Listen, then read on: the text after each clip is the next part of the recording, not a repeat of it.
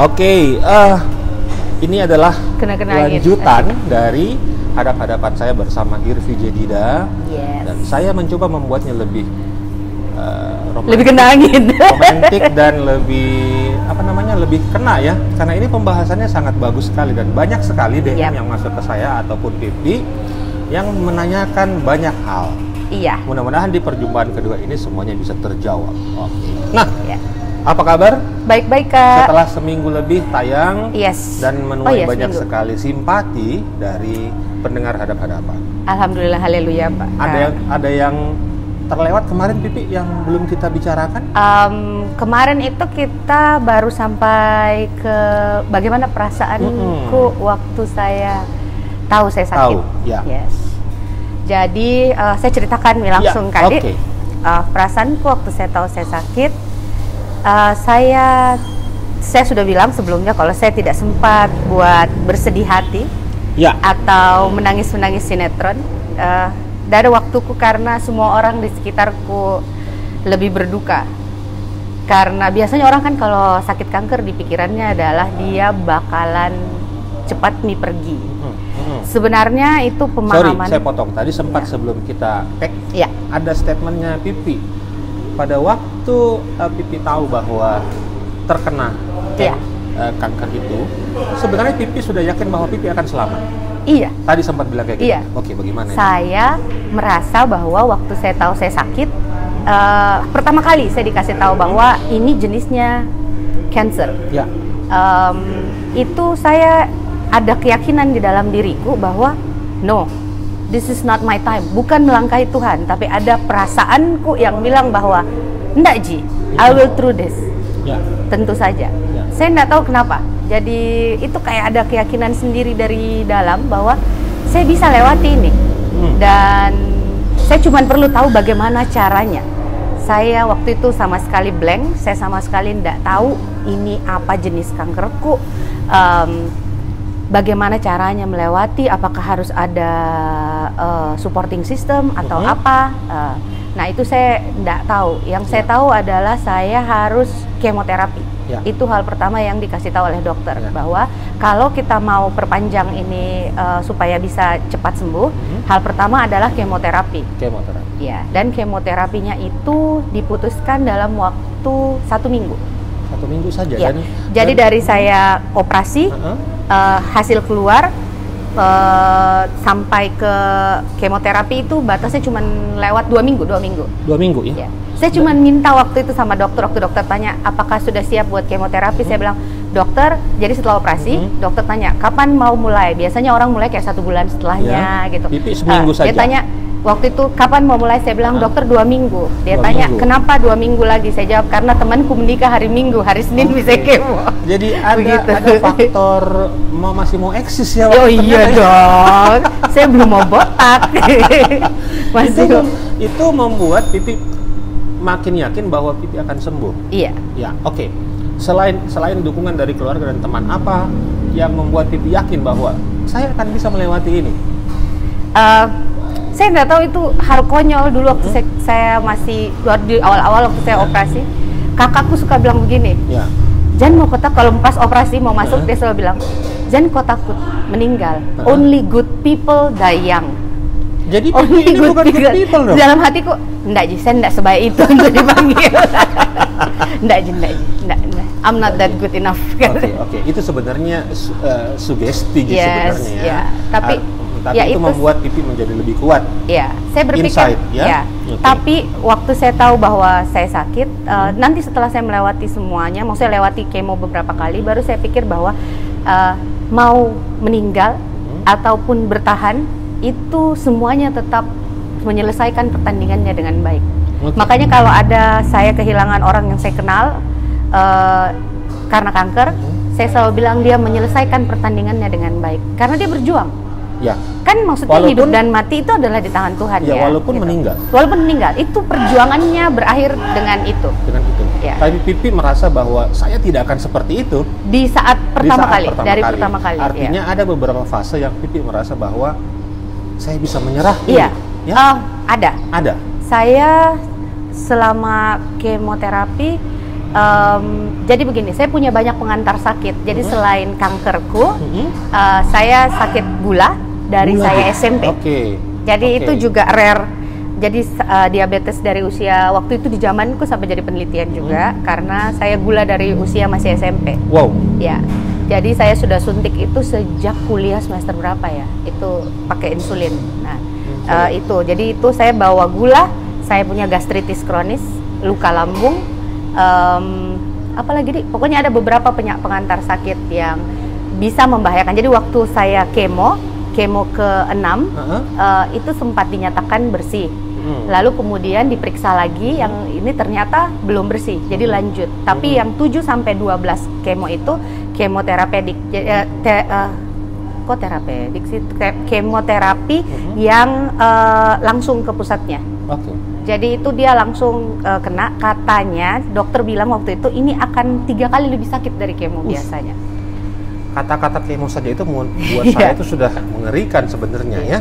Pipi berapa kali kemo? 12 kali kemo. 12 kali kemo. Satu kali kemo 1 sampai kemo 6 itu cuma 2 jam kemoterapinya. 7 sampai 12 itu 12 jam satu kali kemo. Nah, selang waktu kemo itu kan Pipi itu mengalami keguguran rambut. Keguguran rambut, yes. Keguguran rambut, dan Pipi akhirnya harus shave, harus dibotak licin. Ya. Apakah siapa yang botakin Ki waktu itu? Jujur pasti kalau ada, saya berharap kalau ada yang nonton dan misalnya lihat yang sedang sakit gitu. Kalau kita perempuan kehilangan rambut, makanya saya dulu nggak percaya terlalu bullshit itu mahkota rambut itu mahkota buat perempuan. Nggak ada itu gituan. Tapi akhirnya pada waktu saya sakit, Kak Iko tahu saya zaman dulu juga rambutku pendek selalu gitu loh. Jadi waktu saya tahu saya sakit, saya sudah potong pendek rambutku. Jadi saya sudah siaga bahwa nanti kalau pada saat kemoterapi bakalan gugur. Jadi sebenarnya saya sudah siapkan diriku. Nah itu saya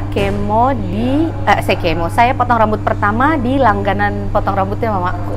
Salon. Di salon biasa. Salon perempuan.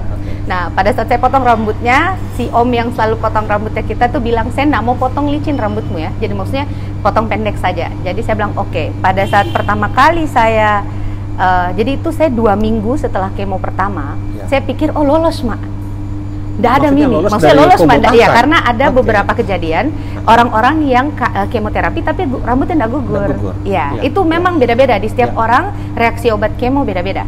Nah, saya pikir, saya beruntung ini. Saya yang 1% manusia yang tidak gugur rambutnya. Karena biasanya orang hari ke-5 itu gugur rambutnya.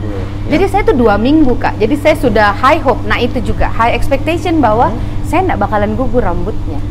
Nah pada saat gugur rambutku, itu pagi-pagi saya bangun, pas saya mau makan, saya kasih begini. Saya rasa kenapa nih gatal-gatal, kan pendek rambutku Kak. Kenapa nih gatal-gatal badanku? Pas saya kasih begini, rambut. Sudah saya mandi, pas saya pergi mandi, saya kasih begini kepalaku, langsung itu semua yang saya pegang itu gugur. Langsung tercabut. Jadi saya kasih begini, ini satu tanganku ini masih gemetaran cerita Kak. Sampai masih satu rambut itu satu tangan. Saya berhenti mandi, saya duduk bagi penderita kanker tidak senikmat itu melakukan kegiatan, apalagi mandi, itu pekerjaan paling berat. Karena kayaknya menghabiskan semua energi. Jadi kita tuh kayak kecapean, jadi semua jenis sakit keras. Angkat timba, pakai shower semuanya. Tapi pokoknya itu, jadi saya duduk dulu tenang-tenang. Jadi ditaruhkan kursi di kamar mandiku. Saya duduk dulu tenang-tenang. Baru saya kasih selesai, terus habis itu saya keluar nih, baru saya duduk di tempat tidur, baru saya bilang sama mamaku, saya nak makan hari ini mak, nggak enak perasaanku. Terus saya masuk ke kamar tidur. Akhirnya pergi ke salon. Akhirnya saya pikir-pikir, saya sedih sekali hatiku, kayak astaga sedih sekali yang gugur rambutku, nenek perasaanku. Ternyata Kak, menurut saya ini, makanya siapapun yang sakit kanker saya selalu bilang, pada saat itu yang gugur-gugur sendiri yang kita lihat itu sakit, menyakitkan hati. Karena kita lihat rambut ya. Kita lihat terus kayak astaga apa ini, kenapa begini Kak? Jelek mak, maksudnya yang kulit kayak terbakar, terus habis itu begitu yang dan sekarang perasaan. Tapi pas sudah dibotak licin tuh, sudah nih. Ada saya, itu di saya, itu di saya berlaku kayak, enaknya dingin. Terus nggak ada nggak ada yang gatal-gatal, terus Ya. nggak ada yang kalau kita kasih gini terus kelihatan rambut gugur.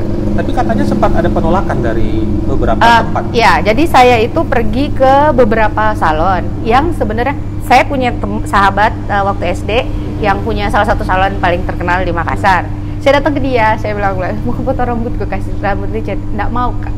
Kebetulan nggak bisa Kak potong rambut. Itu nggak mau karena rasa empati atau? Karena dia merasa bahwa saya nggak mau, saya nggak bisa, nggak siap, saya nggak bisa. Mungkin dia merasa bahwa saya akan memberi beban ke pipi lagi ya. Terus dia bilang, saya nggak bisa. Iya, dia sendiri. Nah itu, jadinya kita tuh nggak punya sempat menangis karena siapapun yang kita datangi, bahkan tukang potong rambut sekalipun, itu menangis duluan, kayak saya nggak mau potong rambutmu, bukan saya nggak mau, saya nggak bisa. Daripada saya gemetaran potong rambutmu, jangan kok. Akhirnya saya memutuskan, saya pergi ke pertama kali ke barber dekat rumah, tapi itu masih ada dikasih sisa sedikit sekali dan itu gatal.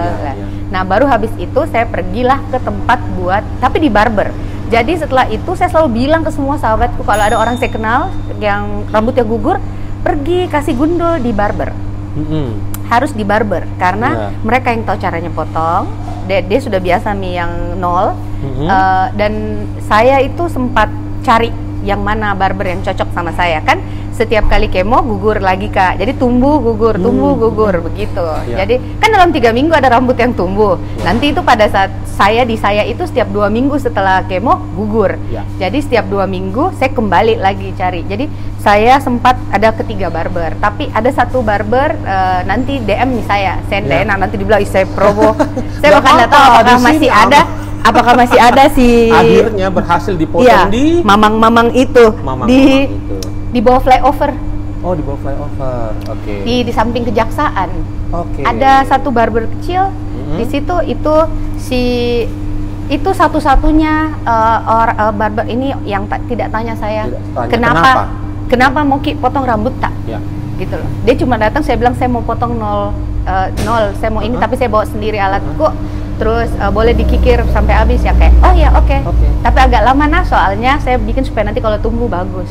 Dan sekarang tumbuh lebat seperti biasa. Pipi Tapi saya cerita akhirnya sama dia, sama si itu beberapa kali. Jadi saya bilang kalau saya karena waktu itu saya pernah waktu kemo saya bilang kalau saya tidak datang dalam 3 minggu ke sini berarti tidak ada Mak. Karena kan ceritanya saya harus datang buat balik buat potong lagi gitu loh. Sampai nanti saya bilang selesai nih, tidak ada. Terus pernah satu kali, nah saya dalam kemoterapiku itu ada masa di mana gastritisku kambuh. Gastritisku kambuh karena saya talekang.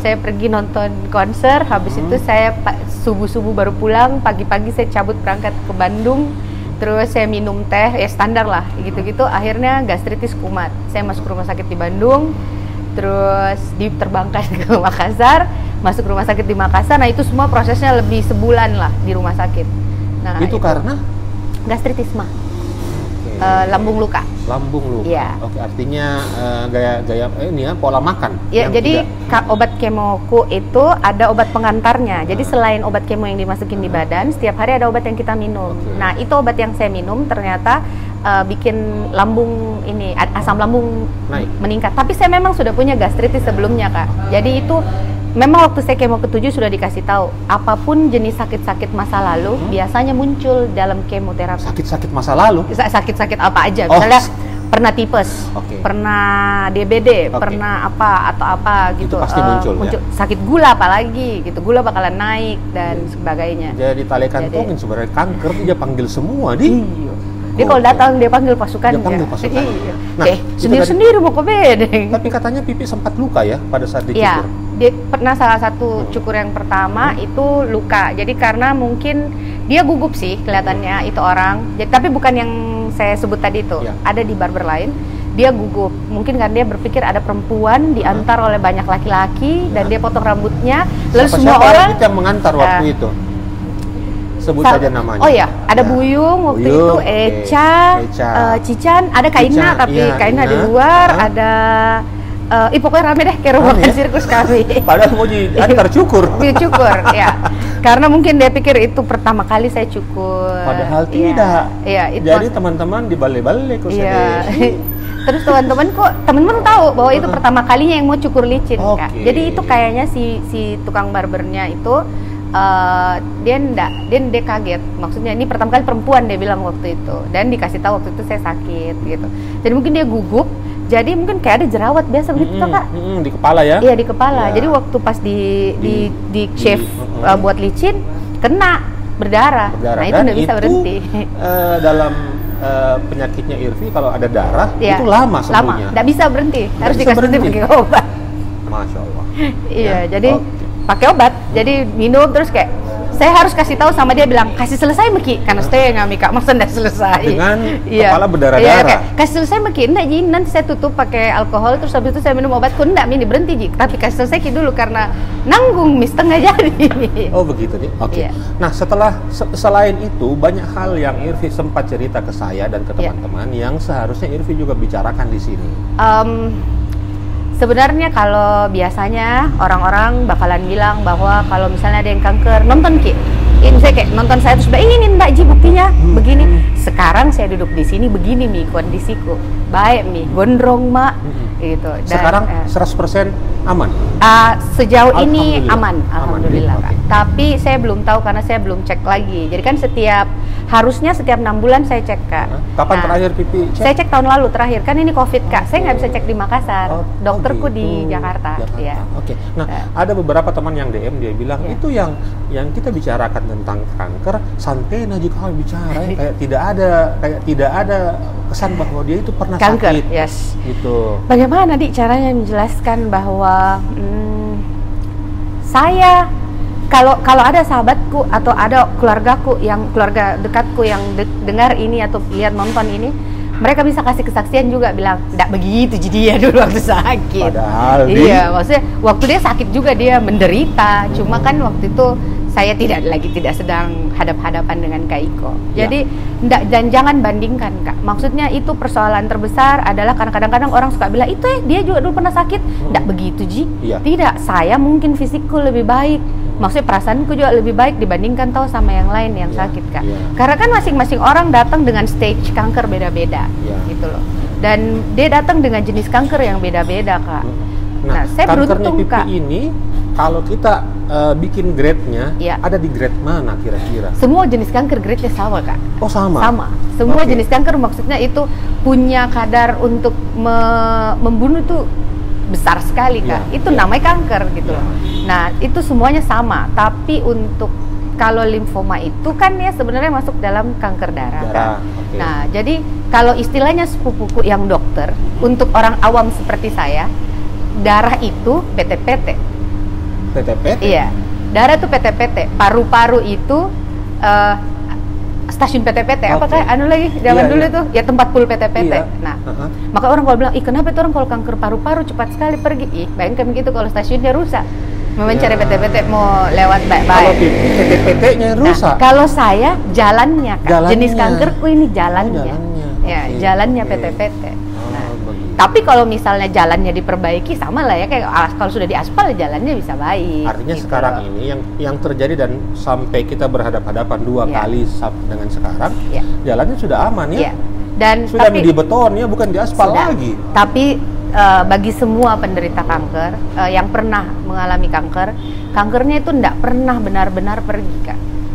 Kanker itu dia mati, dikasih mati sama dikasih tidur sama obat kemo, dihabiskan sama obat kemo. Tapi potensi untuk dia muncul kembali itu banyak sekali. Berapa persen? Kira-kira 50?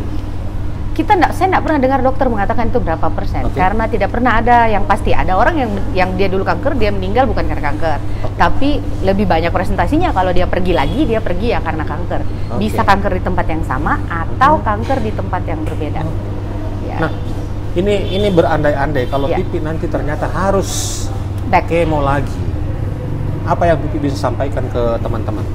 Karena terus terang sejak edisi episode pertama dengan Pipi ini banyak sekali yang DM ke saya, dan ada malah teman kita yang bercerita bahwa dia juga seperti itu dan lebih parah. Kalau saya, Kak, kalau jenisku ini, kalaupun nanti misalnya ada pengembangannya, misalnya dia tiba-tiba muncul lagi, mungkin terapi berikutnya bukan kemoterapi, Kak. Jadi di dalam kanker itu ada beberapa jenis kemoterapi. Di beberapa jenis, Kak, pengobatan. Ada namanya sinar, ada kemoterapi, ada kemo, ada 2, ada kemo minum, ada kemo lewat infus. Yang saya sudah lewat ini yang lewat infus kan. Infus. Ya. Jadi nanti bagaimana kalaupun dia muncul lagi Kak, bagaimana penanganannya? Nah, saya itu adalah orang yang percaya bahwa Tuhan itu kasih dokter dalam hidupnya kita buat dia tolong kita.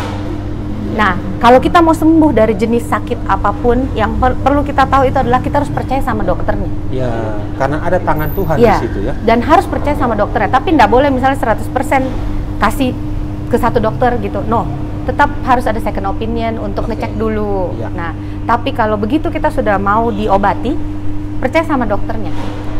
Supaya juga dokternya, kita membangun saya imun begitu, Kak. kita Iya. juga ya. Baru kalian lihat mukanya dokter ke depan pintu tuh senang ya hatiku Kak. Sudah senang. Halo dokter. Iya. Itu juga pasti dokternya juga senang. Iya. Karena kan saya membayangkan dalam penyakitnya pipi, kalau kita sudah stres, dokter masuk itu bagaimana perasaannya dokter ya? Ya, bagi dokter-dokter yang sudah biasa menangani kan onkologi toh Kak, yang bagian yang kanker-kanker tuh. Nah, kalau mereka sudah terbiasa melihat orang sakit, saya belum pernah tanya sih bagaimana perasaannya dokter. Tapi dokterku itu pada saat dokter yang menangani kemoterapi itu di Makassar ada dokterku itu dia sampai waktu terakhir kemo terakhir terus hasil lab mau keluar buat membuktikan masih ada atau tidak ada, dia itu sampai bilang saya ikutan puasa nak, karena kayak kok ini prototype, saya belum pernah lihat ada orang yang punya semangat hidup sebesar ini gitu. Saya bilang saya udah nggak tahu ini semangat hidup atau apa ya. Nah, ayo kita Pipi mention nama dokter-dokter yang membantu banyak sekali sampai Pipi bisa. Kalau di Makassar, kalau di Makassar yang tangani saya itu di awal yang waktu dia baru ditemukan itu ada Dokter Nova Peter karena dia dokter THT ya. Terus setelah itu untuk kemoterapinya yang berikutnya itu di Makassar dokter jahatku lupa, dokter baik banget, dokter nanti kita cantumkan saya lupa. Nanti dibawa. Nah, dia itu yang memang khusus menangani untuk kemoterapi di Makassar. Dokter itu tahu setiap orang beda-beda skala prioritasnya.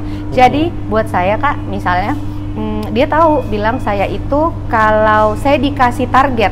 Jadi kalau misalnya saya mau kemo, saya sudah loyo nih Kak. Di kemo ke-7 mau ke-8 itu the suffering one. Saya nggak bisa bangun dari tempat tidur, saya ada nanah di belakangku sini, jadi nggak bisa duduk. Jadi satu di belakang sini semua Kak. Nggak bisa duduk, saya tidur selama 1 bulan. Itu sampai belakangku kayak luka karena kan tidur baring terus. Karena lembab ya? Iya, baring terus. Jadi tidak segampang itu, darling. Tidak segampang itu, Marissa. Iya. Tidak begitu, darling. Tidak begitu, darling. Jadi kita tidak mengecilkan komen teman-teman yang bilang bahwa oh begitu, tidak. Artinya adalah Pipi ini adalah seorang perempuan yang sangat kuat dan luar biasa. Duduk pun di sini, ini sudah episode kedua. Saya pun juga yang tadi sempat ngomong sama Pipi, kita mau in frame gitu, karena saya mau melihat ada ekspresinya. Begini memang mukaku Kak, datar begini memang. Begini memang mukaku Kak. Mau apapun jenisnya Kak, mau sakit, mau menangis, mau ketawa, begini jika kodong. Itu yang saya tahu dari Pipi adalah seorang wanita yang luar biasa. Nah ini adalah intinya bahwa ada orang yang saya ingat namanya. Siapa namanya? Dokter Tuti. Dokter Tuti. Dokter Tuti itu praktek di Siloam sama, maksudnya dia ada di rumah sakit Siloam sama Wahidin. Mudah-mudahan Dokter Tuti bisa nonton. Nanti saya kirim linknya tuh. Asik. Dia dokter hematologi onko yang urusan itu. Jadi dia kasih target waktu saya lemas. Dia tahu saya suka nonton konser kan. Nah itu dia bilang setiap 2 minggu. Setiap 2 minggu, kalau pada saat 3 minggu, setiap 3 minggu dia tanya lagi. Setiap saya kembali, jadi kan harus periksa dulu sebelum masuk lagi untuk kemoterapi. Dia selalu tanya, konser apa mau dinonton bulan ini? Asik. Dia sampai tanya, ikut Kak juga deh kalau di Makassar, jadi pergi nonton konser Kahitna atau apa gitu. Karena dia tahu bahwa ini adalah trigger buat saya mau bertahan, survive. Jadi semuanya dia izinkan. Oke, pergi tanggal berapa? Oke, nggak masalah. Balik tanggal segini nah. Oke, ini obatnya. Kalau di pesawat pakai ini, begini. Luar biasa dedikasi seorang dokter ya, Yes. yang memberikan suggest sangat-sangat positif buat pasien. Nah, mudah-mudahan ini bukan perjumpaan terakhir Pipi, karena kita masih menunggu karena saya yakin Pipi masih punya banyak cerita setelah bebas dari ini semua. Ya, mudah-mudahan teman-teman hadap-hadapan bisa menonton dan punya cerita ke teman-temannya. Saya sih kalau pesanku Kak, bagi orang-orang yang sedang mengalami atau sudah melewati atau berpikir bahwa kok saya balik lagi sakitnya, saya pun siapa yang bilang saya nggak worry Kak. Dia tiap hari itu dokter selalu bilang kalau buat kita yang punya kanker, kalau kita mandi kita harus cek semua badannya kita ada benjolan atau tidak. Kalau ada segera melapor atau ada perasaan belok. Kayak aduh, kenapa ini rasanya begitu? Nah, itu perlu kita perlu ke dokter. Nah, kalau saya sih bagi yang berjuang atau yang sudah selesai tapi masih dumba, memang begitu. Harus dilewati. Dan saya pun kalau misalnya nggak minta-minta, misalnya one day harus berjuang lagi ya, nggak ada masalah. Karena pernah dilewati. Ya, masa dulu bisa sekarang. Tapi belum ada konser-konser lagi nih Pipi ke depan. Mudah-mudahan itu Tommy kasih sedih hatiku. Mudah-mudahan tidak kembali di. Amin. Kita sama-sama doakan karena Pipi ini salah satu orang yang baik. Satu sahabat saya yang terbaik yang selalu memberikan masukan positif buat apapun teman-temannya. Nah, itu mungkin yang bikin Pipi juga merasa bahwa saya punya teman-teman yang hebat juga. Kita tos dulu. Mudah-mudahan bukan perjumpaan terakhir di hadap-hadapan. Terima kasih buat Irvi Jedida. Terima kasih lagi di hadap-hadapan berikutnya. Bye-bye.